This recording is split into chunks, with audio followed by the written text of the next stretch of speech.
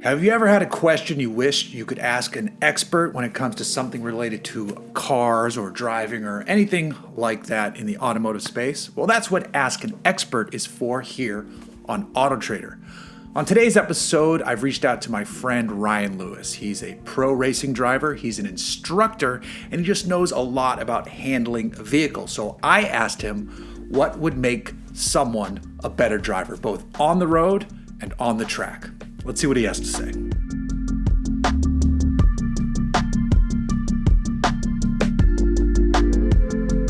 On today's Ask the Expert question, we're looking at what could make you a better driver for on-road and even at the track. And to help us answer that question, I've invited my friend Ryan Lewis, pro race driver, instructor, coach, ranter of all things against good and bad driving. Ryan, how are you doing? Very well, thanks, Jeff. How you doing, buddy? Good, good. It's a little chilly here in Southern California, but our chili is Oh, different than your chili. is it cold? What Yeah, is it, like 55, let me look it up. It's 57. Thank you. Oh, Um, okay. and it's a little rainy. It's almost British here at the moment. Yeah, very big British vibes, Yeah. understandable.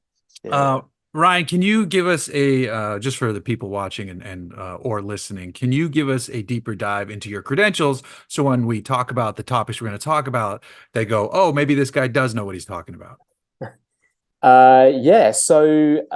Drove my first race car, drove my first race when I was 13 years old in a like spec saloon car series in the UK. And that was it. It was off to the races, really.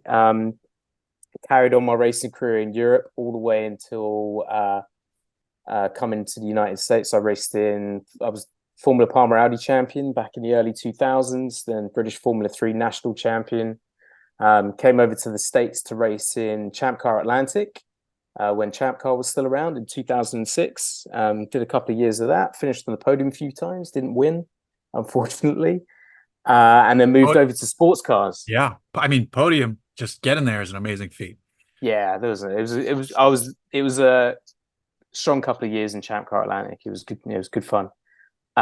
Sports cars after that, so the American Le Mans Series, driving a LMP1 car for a couple of years, and then spent most of my time in the American Le Mans Series, which then became United Sports Car, the Tudor Championship, Grand Am, racing a variety of different cars. Bit of a journeyman sports car career, trying to jump in as many things as I could, but meant I got to have a go in a lot of cool stuff, a lot of prototypes though, primarily for the last 10 years or so.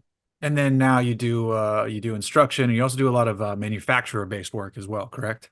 Yeah, it was really instructing was my first real job from I left high school, the equivalent in the UK, went straight into instructing, working for the Motorsport Vision Group, working at a place called Palmer Sport, and that's really where I cut my teeth.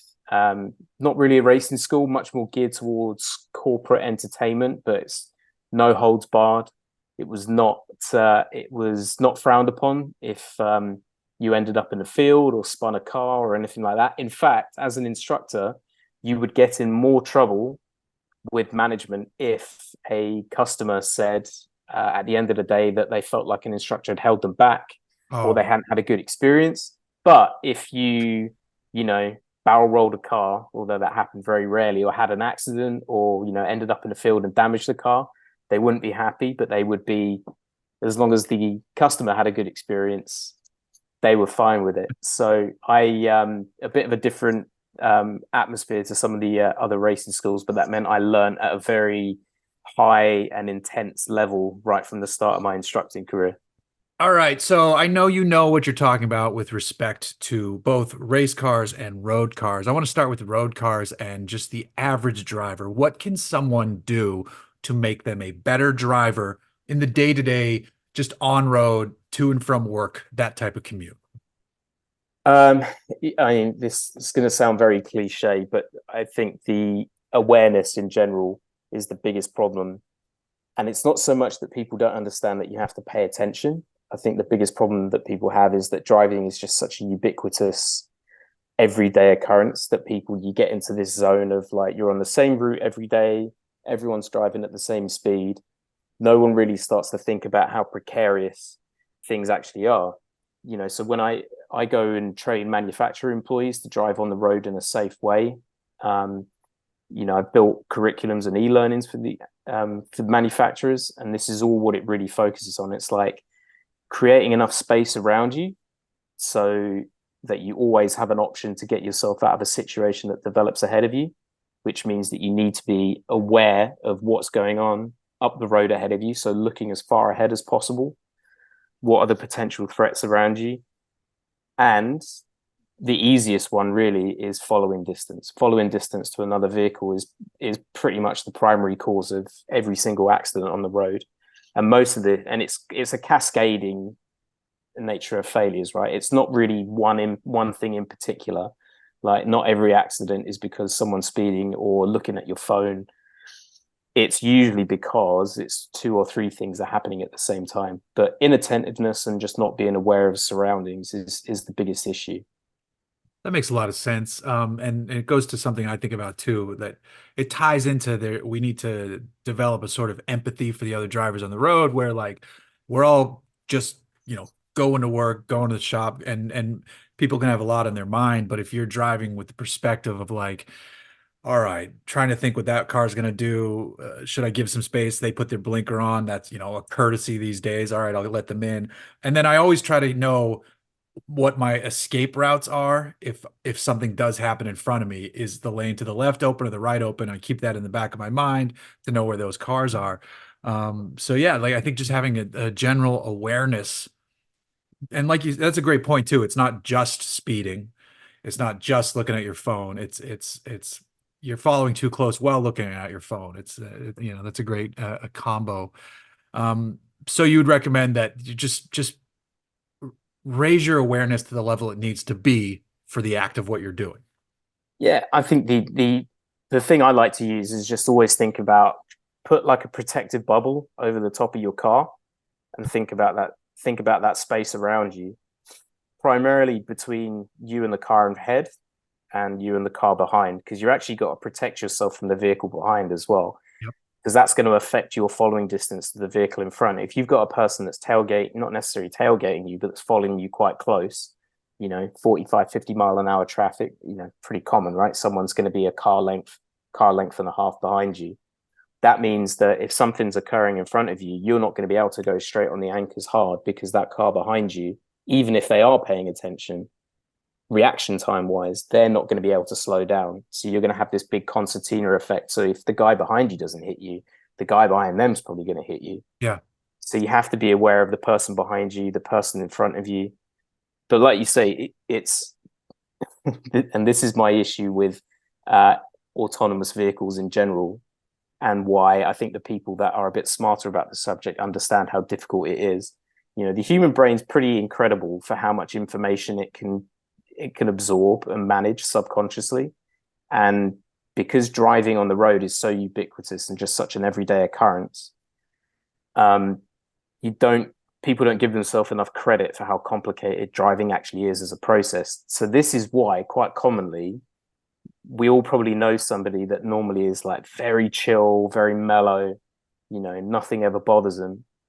You stick them in a car in like heavy traffic, and suddenly their personality starts to change. They can't hack it because they're in this like high level of anxiety, because there's just this sensory overload of all of these things that they have to deal with.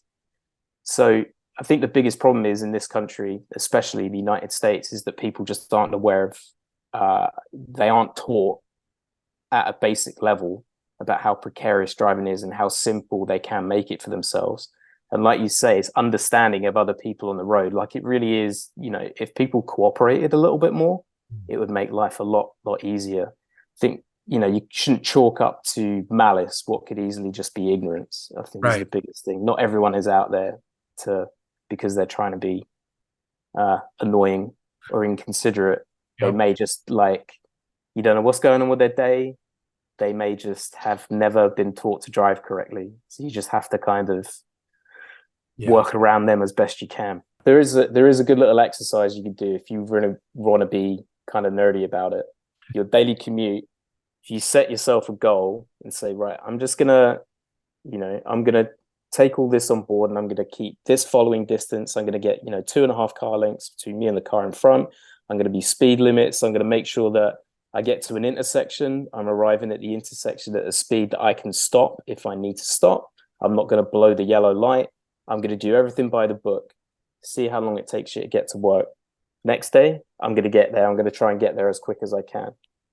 And then It's the see same, what the difference in time right? is. It's the same time. It's going to be the same time, and you're not going to arrive there in a Right. pit of misery like you normally would.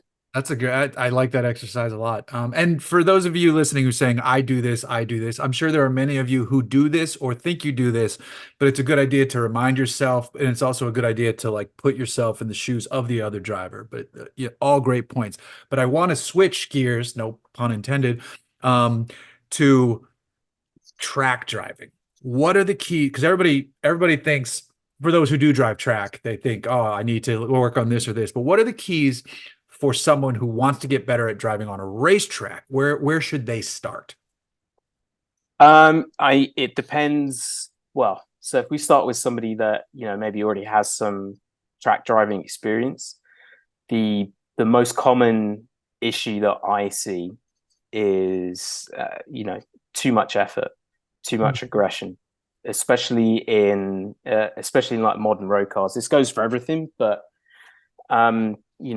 the biggest problem is that often people link aggression and to actually going quicker on a track. It's really an inverse relationship. The best way to think of it when you're going to be driving any kind of car on a circuit is that rather than having this mentality that like I'm fighting the car and this is a battle between me and the car and I'm going to force the car into doing these things and this is, I'm trying to tame a horse, this kind of thing, you got to think of it much more about cooperation, because by having that mentality where you're cooperating the car and you're asking it to do things, it's going to change the way that you actually drive. So if you look at if you look at guys that are doing drifting, rallying, where there's actually the kinds of inputs where you're deliberately trying to upset the balance of the car, Scandinavian flick, you're trying to upset the weight balance of the car, everything is quite aggressive, at least to initiate. Right. So if you're driving on a track and you're using these kind of inputs, you're using these very jagged, very aggressive inputs, what is this doing? The car never really has a good idea of what you are planning to do. It doesn't know where where you want to go. Right. The car is already on tires. That's your first layer of suspension. You got the tread block. It's moving around on that. So there's already a bit of weight transfer and movement on that.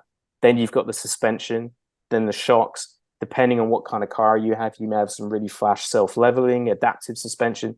All of these systems are designed to try and basically calm down the energy and the inputs that we put into the car. So we can actually help that by trying to calm that energy down. So we're entering a corner rather than trying to come into the corner and just be absolutely putting the brake pedal through the firewall, using all of the ABS, trying to brake absolutely as late as possible and then popping off the brake, turning the car in, pitching the car in, and then we're stabbing at the gas. Looked pretty cool when Ayrton was doing it at Suzuka in his penny loafers. Everyone loves that video. Right. That's Ayrton Senna. That's also a car that's, a little bit older. Right. Ayrton's having a bit of fun that day. So best analogy I ever heard was with a guy that coached me actually years and years ago, a guy called Rob Wilson. Awesome, fantastic driver coach.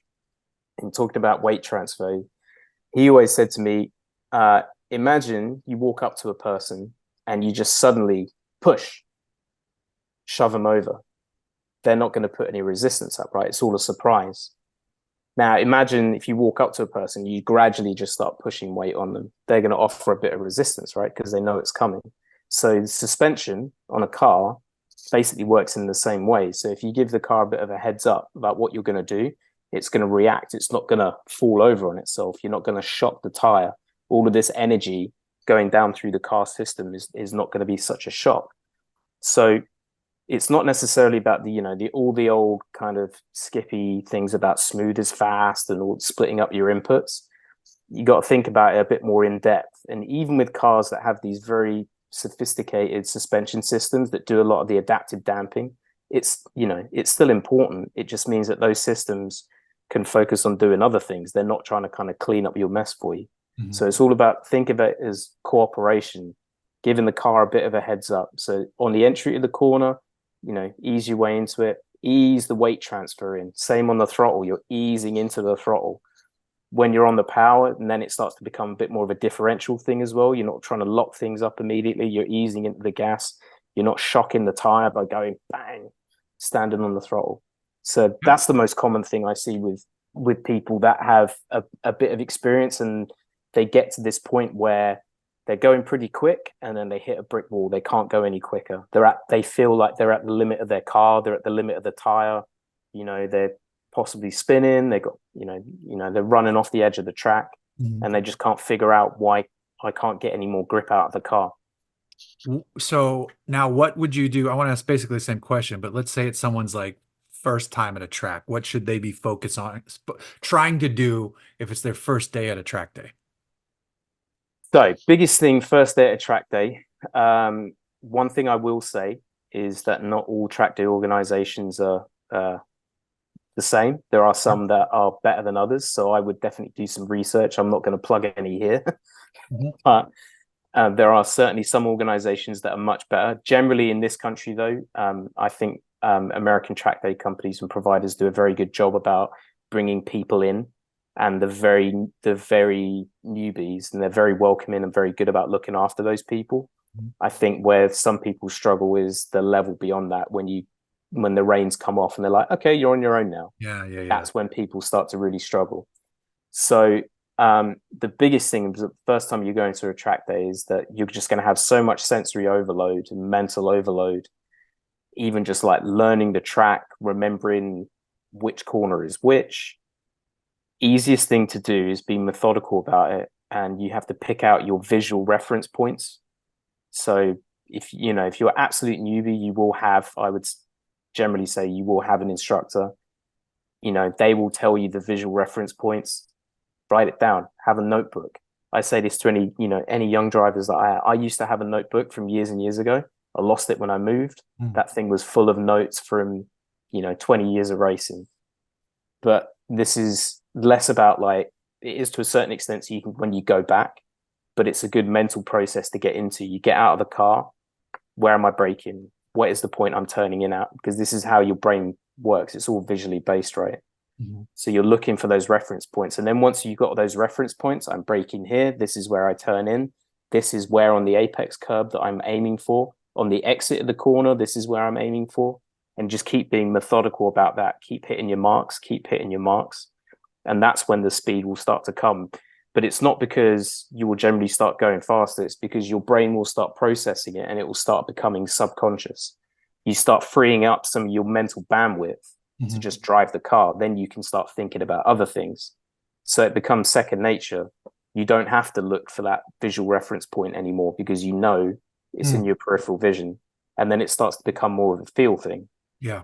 So people that, this is a common thing you'll hear from, very famous racing drivers, or drivers that have driven for a very, very long time. They'll say, "Oh, where do you brake? This track at Spa. What corner? At Les Combes, where do you brake?" And they're just like, "I couldn't tell you. Yeah. I just know. Mm. It's just a feel thing." And it's not because they're like magical superhuman Right. people. Some of them are to a certain extent, but it's just experience. And it's just because that visual reference just gets kind of programmed into the brain. They know it's there, but they've just kind of forgotten about it. But when Right. you're starting out, you just have to keep being methodical about that. Connect the dots. Connect the dots. Get out of the car every session. Write it down. Write everything down. Look at it again. Come back the next day. When you come back the next track day, you've got all of that stuff written down. Anything that you changed, write it down. So it's a bit of a reminder for your next one, but it also is a good mental process for kind of making sure that stuff sticks. Awesome.